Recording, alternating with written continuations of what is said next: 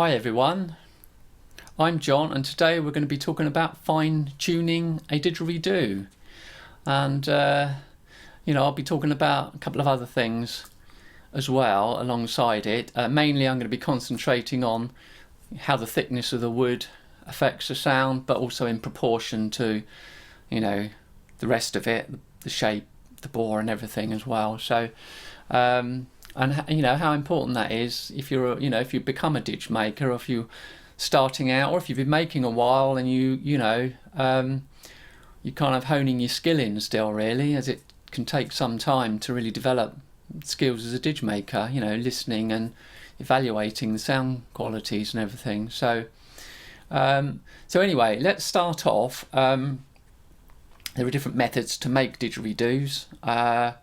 Obviously you've got eucalyptus and the traditional yidakis from Australia, and then if you're going to be making sticks and getting western woods, you might be using the drill method or the sandwich method, the split method, where you get a piece of wood, split it down the middle, chisel it out, or use a machinery to gouge it out, and then put it back together so you've got yourself a didgeridoo. The drill method, bore all the way through the centre on a drill, and you can do it that way as well. I've used both methods, and my preferred method is sandwich, but it doesn't really matter which way you use. Various ways have their advantages, and but anyway, so let's just say you've got yourself a piece of wood. So let's just say you need to get it bandsawn down the middle if you're going to use the sandwich method, or drill it through. But what I'm going to suggest is to be able to really learn what difference the thickness of the wall thickness of a didge makes, is to start off with quite a big stick. So let's just say you get a branch from a forest. If you get it, say 6 inches in diameter, that's a good place to start. There's a reason for this. I'm talking about getting a wide diameter stick. Or if you go to the joiners and get yourself a piece of wood there, get a bit of 6-inch square timber to start off with. Now, it might seem a lot of work. You're going to have to strip a lot of wood off, but there's some reasoning behind this, as I will continue to explain. I might put a picture up of one I made over a year ago. I don't make sticks really anymore, as a didge maker, for selling or anything. But anyway, hopefully I can pass on some knowledge and it'll be useful to some of you out there. So yeah, start off with as I say, I'll put a picture on and show you the square timber on this particular stick. Hopefully I can get it on the screen. Bit of sapele I used. It started off a square bit of timber, and I chiseled it out. I used the old-fashioned method. I chiseled the inside out. So I've got my bore design, if you like, my bore shape already worked out, because I've been making for years, so I've got a kind of a design. This particular one's conical. Just a brief mention about conical and cylindrical sticks. It doesn't matter which style you make. One isn't better than the other. They have different qualities for different playing styles. And you'll notice that with, say, Yidaki Northeast Arnhem Land has a conical style, and it has the qualities for that style of play, as opposed to a Mago Western Arnhem Land stick, which has different qualities, has that rich humming harmonics you get with those, which is very different. So what you're looking for when you're making is the certain qualities of sound. You've got to pick your reference, what that is, and then if it's a cylindrical one, then you're honing into that. If it's a more conical one, then you're honing into that kind of sound. It'll take time to learn all this, really, but anyway, so I've got this. In this case, it's a cylindrical stick I've made. I'll show you it. This is actually the finished product I made, just over a year ago. It's not quite round, this one. There is a reason for that. I will disclose in a bit. but it's about what is it, 4.5 to 5 feet, something like that. 4'8" or maybe 4'10", something like that. But I started off with 6-inch square timber, and I've already got the interior shape worked out. So I've blow on it as I've got the clamps on it. I might take the end clamp on, and I'll just blow on it to start with to get the sound right from its thickness of 6 inches, you know, the diameter. So you can hear the sound of it with all the wood on it. And if you're making one from a branch which is round, I mean, I used to use a tourniquet method, sort of with rope round and tourniquet. Some people use clamps. It doesn't matter which way you use it.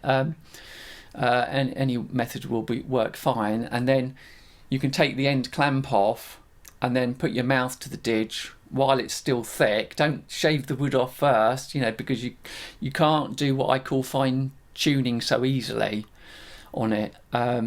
So you strip the wood off at the top a little bit to make it easier to play. I have played them without doing that, and it's your nose gets pushed right against. If you've got 6 inches of timber, your nose gets all squashed up against the wood, getting a sound out of it. But you could do it, but probably best to just take the top clamp off, leave the clamps on it, take the top clamp off, and just strip some of the wood off so you can play it to hear the sound when it's really thick. You know, 6 inches all the way down, maybe thicker at the bottom. It doesn't really matter. And then you can test the sound of it, listen to it closely, and get a feeling of what it is as well, because you've got the sound you're listening to through your ears, and you've got the feeling. Some of it's coming back through the face, through to the ears, so it all makes quite a difference, really.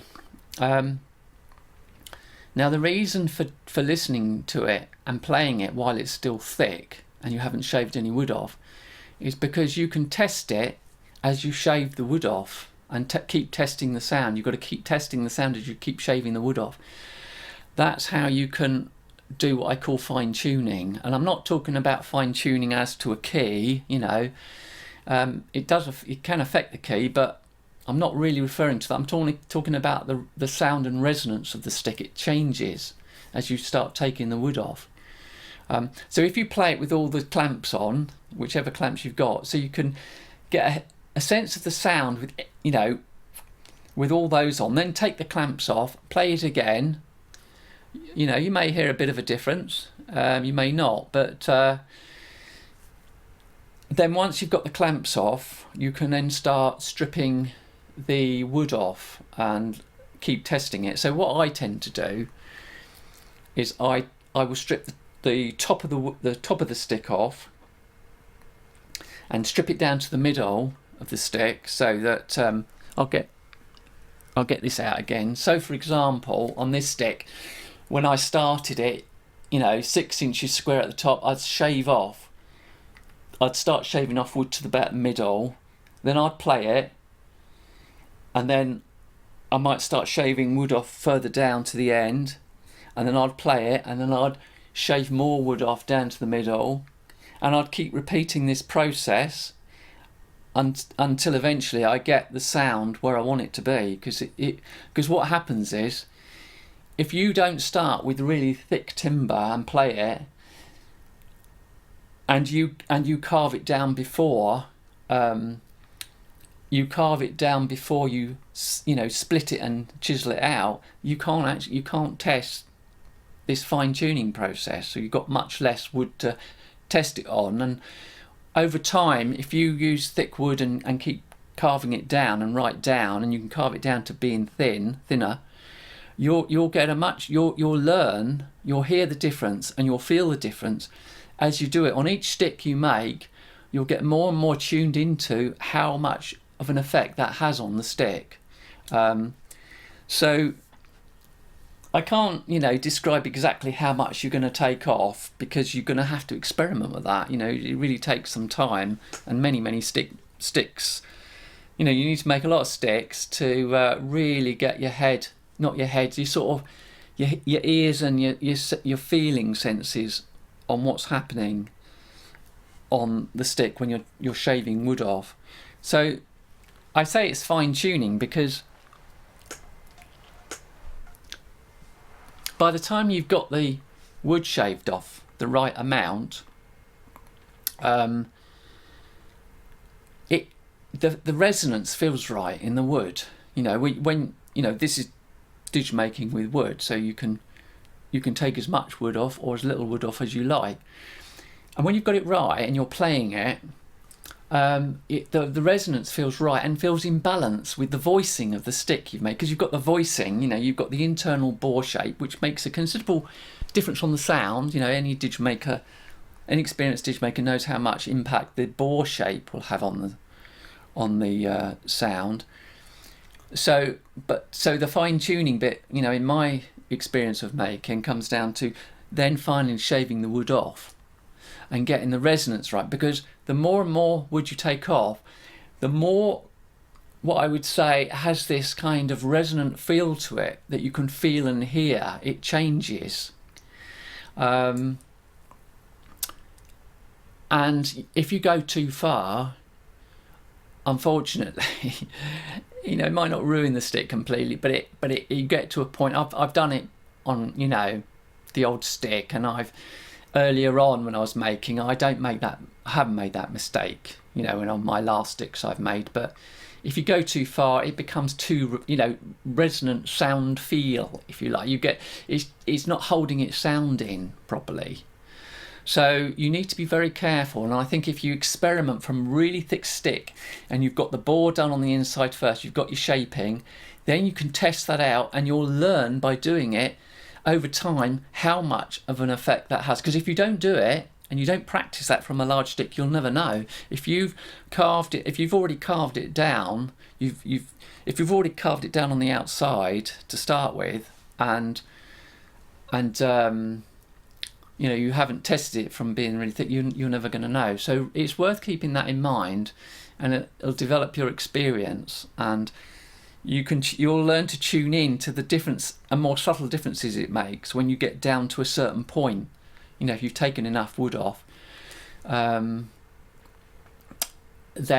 I call it, in my mind, I call it the tipping point. You know, if I go past the tipping point, I've taken too much wood off, I'll think, blast, I've just gone a bit too far. You know, it's got too much of that kind of resonance where it's not holding the sound in so much.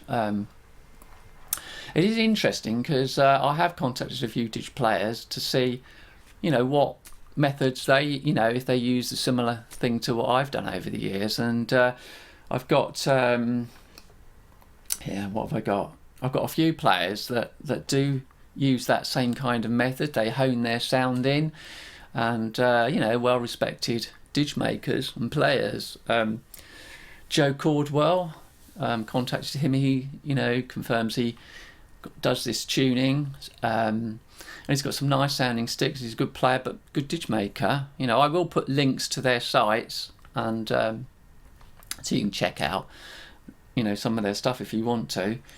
And another one is, I bought a book years ago called The Didgeridoo Phenomenon from Ancient Times to Modern, something like that. And I bought it back in about 2009, 10, something like that, maybe 8. And it was, you know, some interesting stuff in there across the board to do with the didgeridoo and construction. And there was a guy in there, Johan Schilkamp, I think his name is. I hope you pronounce his name right. But he also describes in the book how important it is for him to shave off, say, the bits of the top of the stick, in the middle of the stick, and the bottom of the stick, and what difference that has on the sound. I can't go into the details of all that. You'd have to check that out, you know, what he's describing. But basically what he's saying is that you know, the outside of the wood and the thickness is going to make a difference to your sound wherever you take it off, top, middle or bottom. So I tend to, with my sticks, I tend to not want to take too much off the top. I'll get my stick out again. Here we go. I don't like to take too much off the top here. I don't like it too narrow, and I don't like it too, you know, I don't like it really too narrow down this top part, because for me, in my didge making, I get what I call a feeling of the drive of the stick. The drive of the stick for me, I mean, it's also to do with the bottom as well, but I'm just saying in relation to top to bottom, I don't really like this too narrow.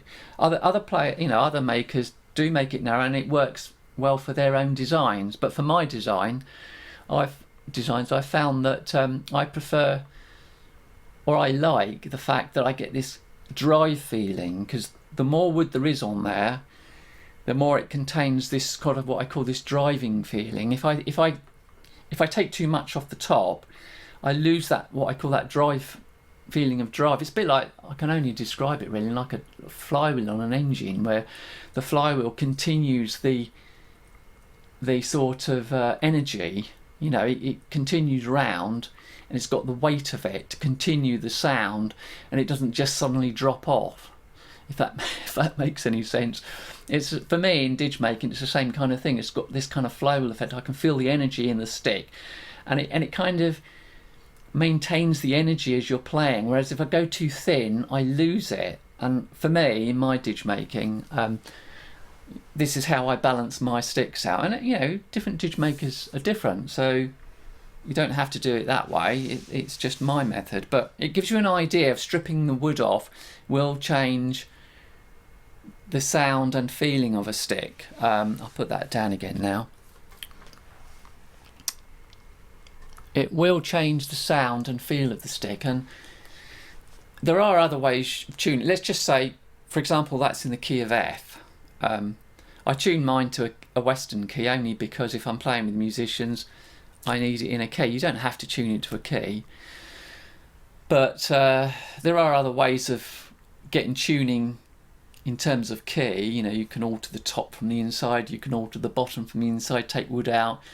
If you take wood out from the bottom on the inside, you can raise the key. If you take wood out from the top, you can lower the key slightly. You want to be a bit careful because you don't want to ruin your design and the feedback pressure or the resistance in the top of the stick. So be a bit careful of that. But hopefully once you get your designs made, you won't need to do that so much. And for me, once I've got my design there, it's just really stripping the wood off. Now, I didn't make that cylindrical, this one, because I've just found the amount of wood on there works perfectly, and I don't want to take any more wood off.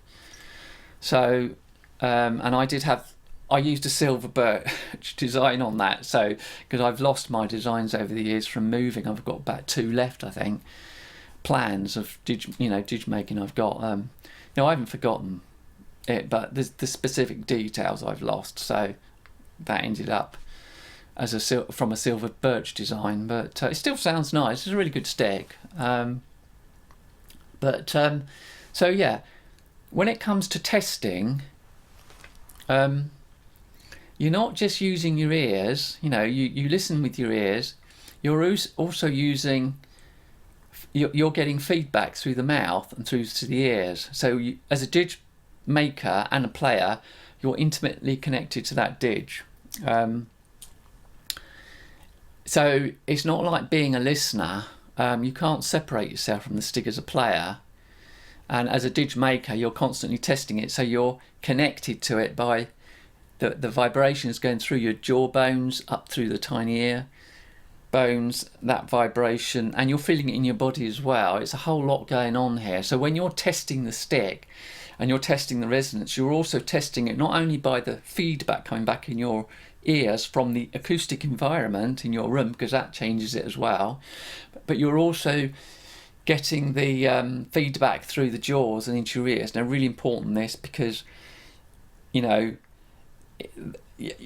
from a listener's point of view, they won't hear exactly the same thing that you're hearing as a player. It's not possible, because they're isolated from playing it. When you play it, it will sound slightly different to you and and it will feel different.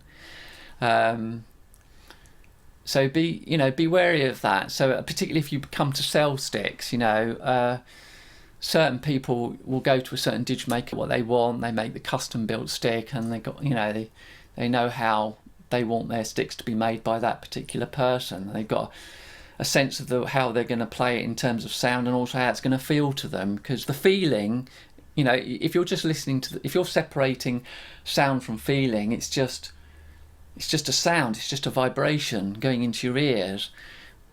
but you're feeling it, aren't you? Because, you know, when we listen to music, you can't really separate yourself from the feeling. So it's like a feeling into your ears, but it's also a feeling coming back through the jawbones. So yeah, if you're listening to it as an audience, then it's going to be different from you as a player playing it, which is the great thing as a player, because or a didge maker, because you can make and feel what's going on. And so the feeling is a really important part of this, getting the whole perspective of the sound. So let me see, what else was I going to say? I've got some notes, because coming back to, I mentioned Joe Caldwell, he uses that. I've contacted also Tristan O'Meara, and he's a very well respected player, maker too, and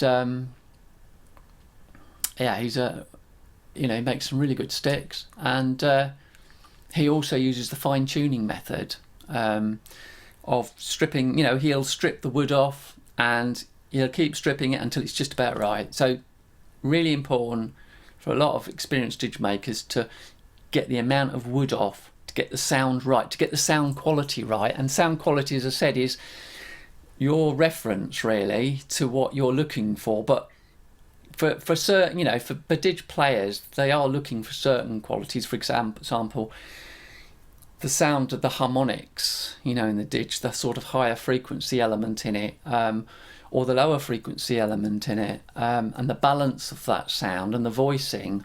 They're looking for certain qualities. So you can sort of separate the feeling and just judge the sound as a didge maker and think, okay, this has got some nice harmonic texture to it, nice harmonic sound, nice. It's got enough top end, maybe, use the term treble. It's got enough high frequency content. It's balanced to the low frequency content. You don't have to judge it in terms of frequency. A lot of didge makers do it instinctively, but I'm just using those terms to describe it, as well. Hopefully it's sort of helpful. So you can sort of judge the sound quality, but as I say, you need to find your reference of sound on the type of stick you're making, and then also kind of get the whole feeling of the stick as well when you're playing it. Now, another important point when you're making is the interior surface. Now, if you've got, let's just say you've got a didgeridoo and you've made it, when you make it, I suggest you don't seal it to start with, because if you seal it, you're not going to be able to test the sound of the wood, the sound of the reflection of the wood on the air, vibrating air column inside, which creates the sound of the didge. So I suggest you, when you've got your 6-inch square timber or 6-inch round timber, 4 or 5 inches, whatever you can get hold of, don't coat the inside. Make it without that to start with, and leave the interior bore sort of dry, just wood, and test it with just the wood. When you've got it, when you're carving it down, you can test it and leave it dry, so that when you get to sort of around the point you might leave how much wood you've shaved off, as it, you've got to the right point, you can then say, right, okay, this sounds like this feels like this, because you get the sound and the feel together, and then seal it with a resin or something. Seal it with a hard varnish or a resin, and then test the sound of it, and it will change. It will make a difference. It makes quite a considerable difference as well, because what that will do, if you seal it with a hard interior surface, it will become more reflective to higher frequencies. So it's a bit like turning the treble up on a hi-fi system. If you've got a hard surface in there, it's going to sound brighter. It's as simple as that. If you don't seal it, it's going to sound darker, unless it's really hard wood and hard reflective wood. Then it can still retain its higher frequency. But if it's softer wood, the interior wood is softer, it's going to dull and mute the sound more.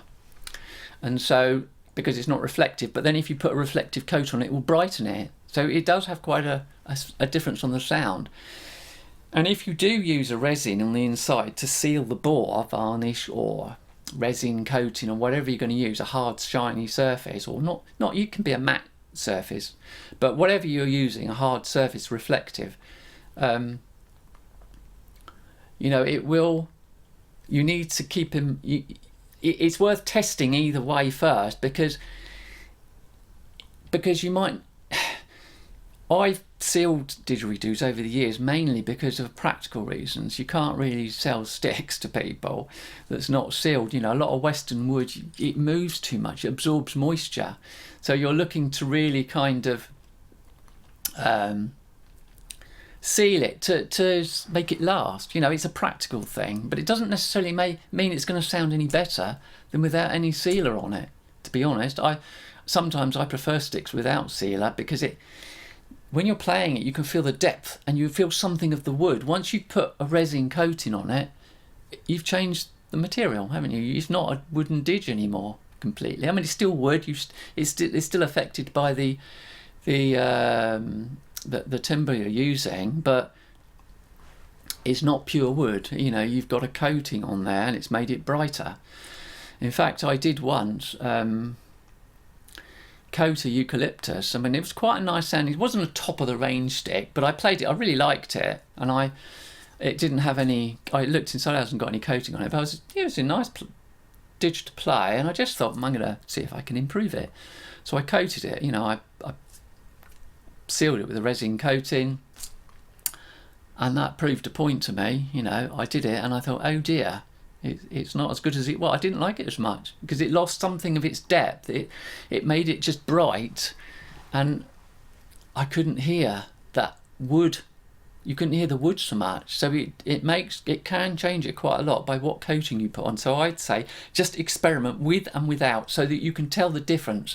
So that in future, at least you know, even if you come to seal it, and you know, for practical reasons, which most didge players have to. Having said that, your darkies, you know, the traditional darkies, they don't tend to seal them because it keeps a nice sound. You know, they've got the sound of the wood, and you've not got the sound of sealer. So, you know, I would suggest not sealing any of those, or if you had to, use oil rather than, you know, a loose oil rather than a hard varnish or a hard resin, because it will change it and might well ruin the sound of it.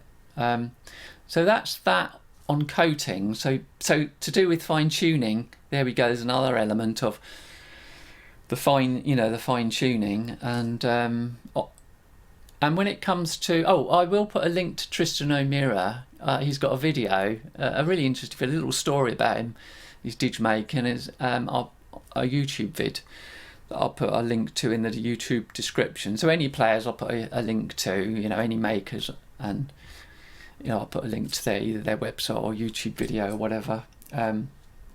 Here's another thing. I can remember I had a 3-foot didgeridoo once, and I bought this one. It was eucalyptus. It was really quite thick. It probably had at least an inch thick wall. It was a really thick wall. I did like it. I had quite a lot of sticks, and I had a friend, he was getting into didge making, and I gave it to him as a present, and it was a key of F sharp, I think. Yes, it was F sharp. I gave him the stick, and he thought he would shave it down to get more resonance out of the wood, you know, get that kind of that change in the resonance feel of it. And he succeeded. You know, he did change it quite a lot. And it also changed the key, because it was an F sharp, and it changed it between an F sharp and a G, so it had gone up a little bit. And it didn't sound as good, and it didn't feel as good. It did have more resonance. You could feel when you played it, you could hear it had more of that resonance vibration. It's like when I say more resonance, it's more like the wood. It's almost more like it buzzes more. The wood's buzzing more. And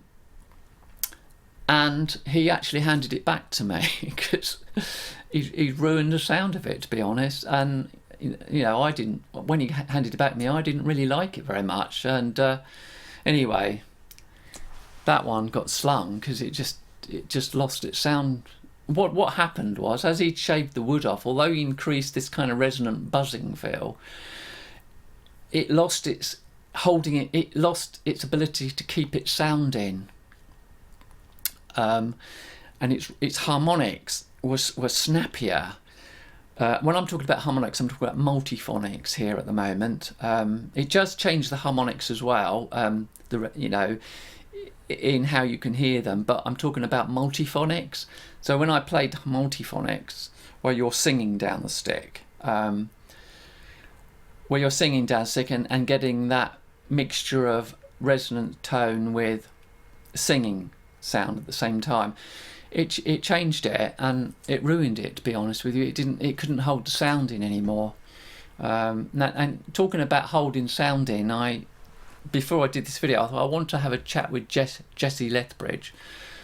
He's a very well respected didge maker, and I had a chat to him this morning before doing this video, and just asked his view on, fine tuning a stick. And to cut a long story short, what his words he used was that, once you're taking the wood off, you don't want to take too much wood off, because by having a certain amount of wood thickness on it, it holds the sound in. Now, that's exactly how I kind of just describe it as well. And I think a lot of experienced didge makers will find the same, that if you take too much wood off, you lose the ability for the stick to hold its sound in. Now, if we're talking about multiphonics, this is particularly, I'll just show you what I mean by multiphonics in case some of you don't really know. I'll play this. I'll play a little bit of multiphonics, just a drone. I'm not going to do much on it. I'll play the drone and then I'll do the multiphonics.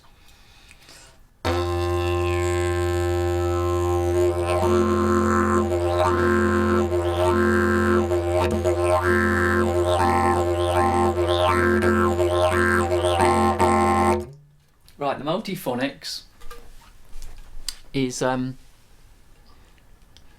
that kind of growling sound you get, and experienced players know what that is, but for any of you that don't, I'm just demonstrating it. Those multiphonics, that growly sound, is particularly noticeable not only on by taking the wood off, how much wood you've taken off.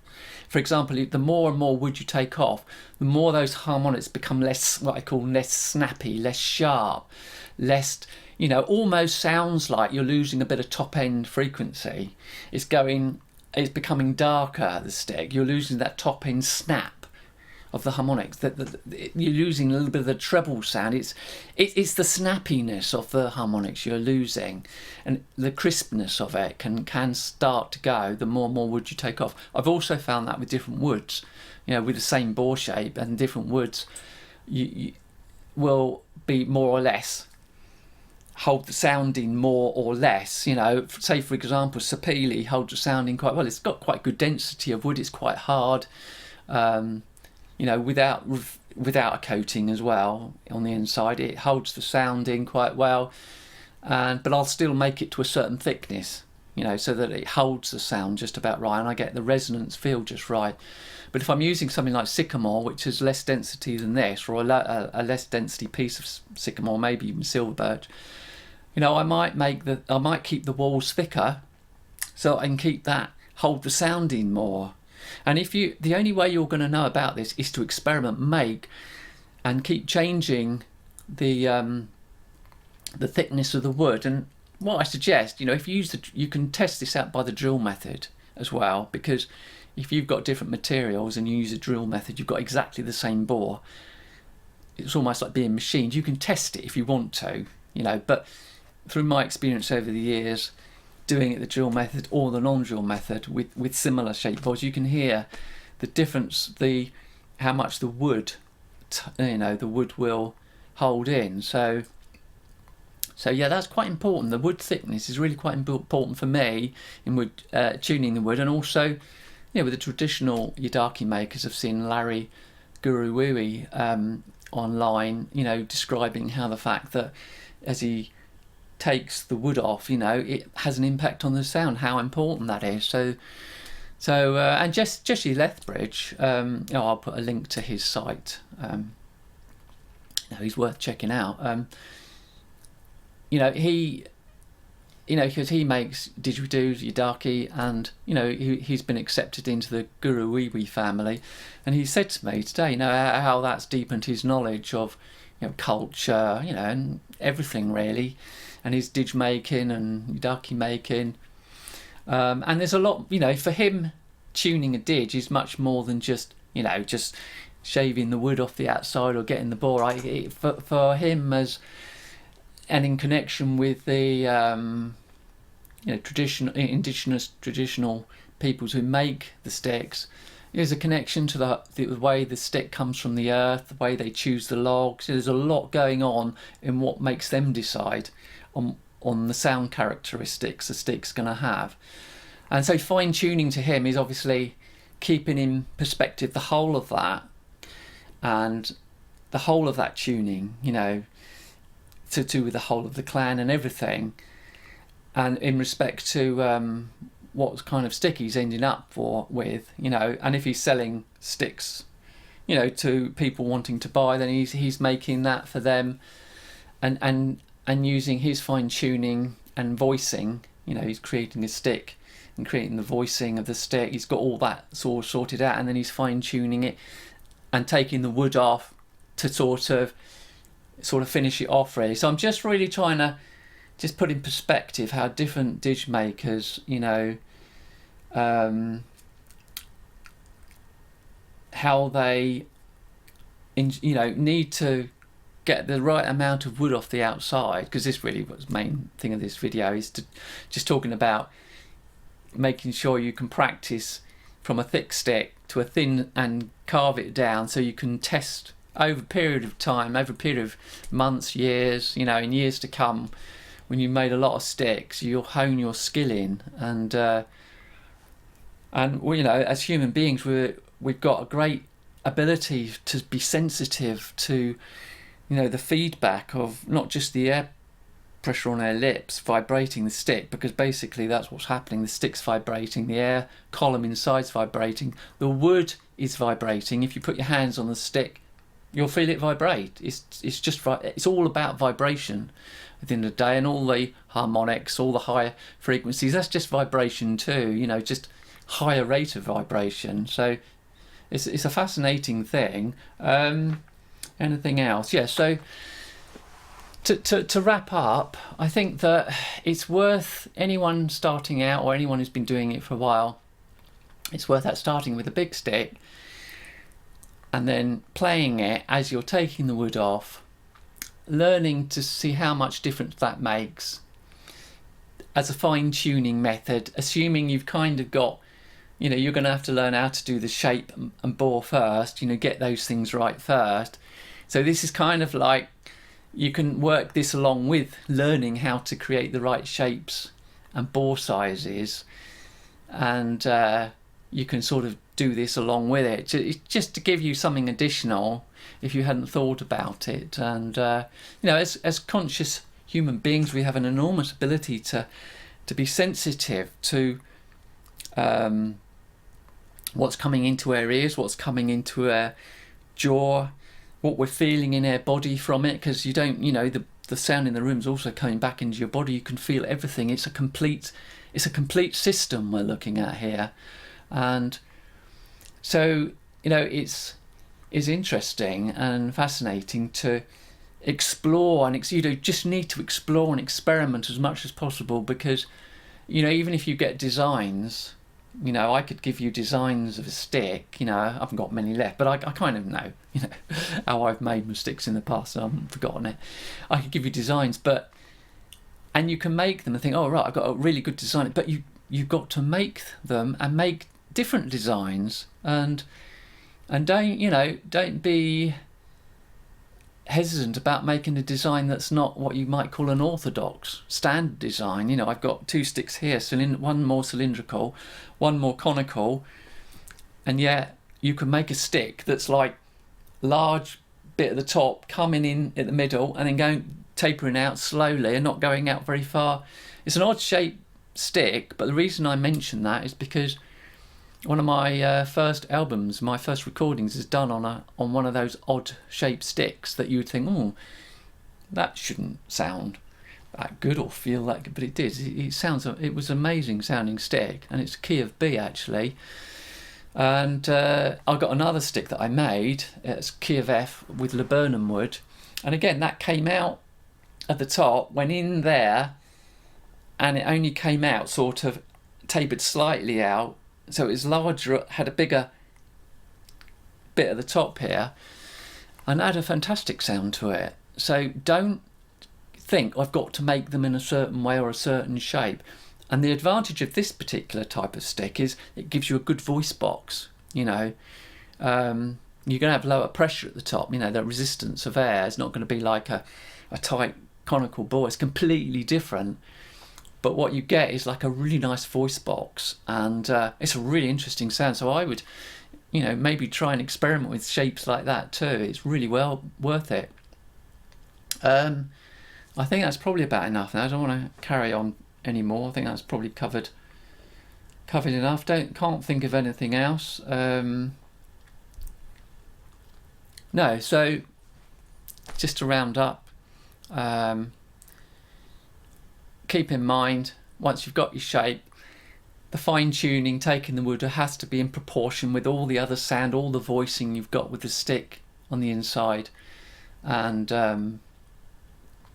also, when I talk about my last brief thing, so when I talk about you can feel the resonance change when you're taking the wood off, it affects the kind of the feeling and power of the stick. You know, it's still powerful, but there's certain things that change when you're playing, and you can only really know that by constantly playing and listening and constantly shaving the wood off. There isn't any other way you'll know.